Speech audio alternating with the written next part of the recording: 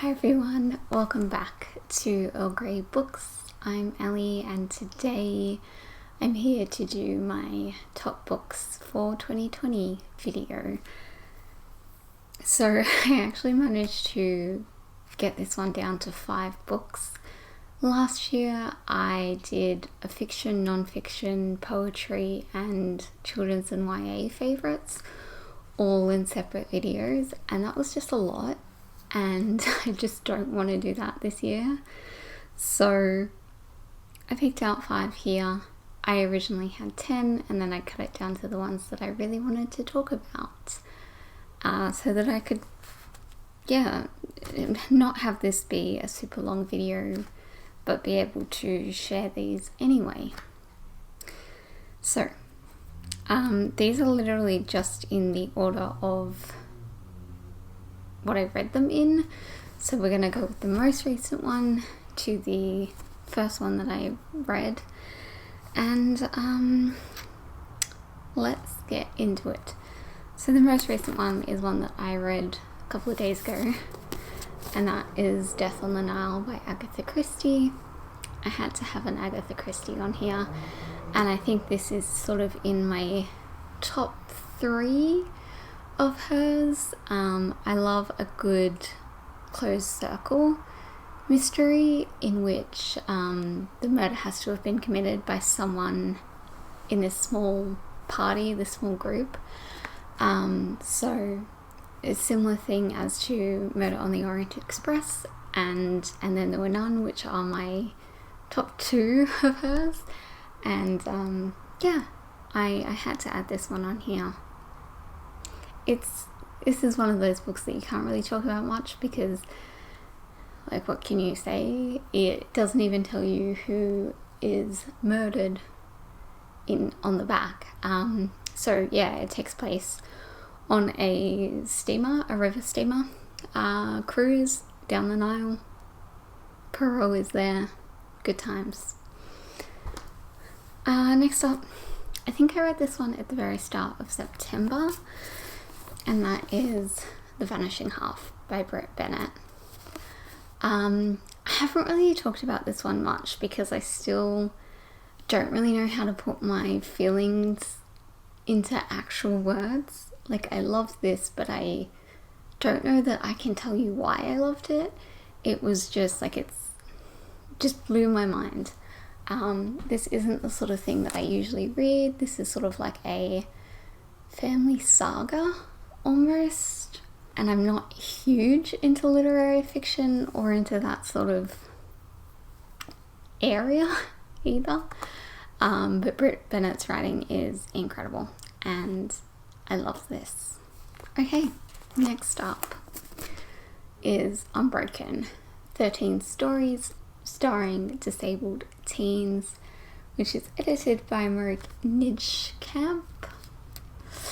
I don't know if that's right, but it has stories from people like, there's a bit of hair attached, Kia Brown, Donielle Clayton, Corinne DeVis, Heidi Hellig, Cody Keplinger, and Kayla Whaley, a whole bunch of other incredible authors in there. I loved this because this kind of proved my theory in that disability can fit into any type of story, and I think it very often gets kind of boxed into sort of either like maybe a little bit of sci-fi, like Cyborg, think things like Cinder, and or otherwise it kind of grows into your like Cancer, The Fault in Our Stars, 5 Feet Apart, all those kinds of stories. Not saying that any of those are bad. Some of them are bad. Yeah, this has contemporary, it has sci-fi, it has fantasy, it just has all these different stories. A lot of them also feature characters that kind of have like intersectional identities, so people of colour who have disabilities, people in the LGBTQ plus community that have disabilities. And yeah, I think it's just really great proof that you can have all that stuff and you can have all this diversity and still have a good story, and it doesn't have to be the same story. My hand is cramping. Yeah, all these stories are so different, and I just think that that's great and that more people need to read this. And all of the authors included in this are also own voices, so it really makes a difference. So none of these others, I don't really have like a, like this one is number 5 and this is 3 and whatever. But this one is number 1. This is my favourite book of the year. I've been thinking about it just throughout the whole year. I think I read it in May. Anyway, it is The Last True Poets of the Sea by Julia Drake. This is a contemporary YA. It follows a girl named Violet who kind of gets sent off to this like seaside town that her uncle lives in, and there's kind of a family history there where I think her like great however many grandmothers was sort of there when one of the first people in this town as it was getting set up and all of that. And it also, first thing wants to come across, it deals a lot with mental illness and destructive behaviors, but also like friendship and family and relationships. The main character Violet is also bi, and it's just like a really beautiful story, and even Percy loves it, as you can see. And it's one of those stories that's just, it sticks with you, like it's kind of like haunting me, and it's just really beautiful, and I cried a lot and all that sort of good stuff that happens in the best books. And then last up, I think I read this one April or so, perhaps March, one of them. I read it a month this year. There Was Still Love by Fable Perret. This is again quite a unassuming little story. It follows 2 sets of grandparents in the 80s, one in Prague and the other here in Melbourne.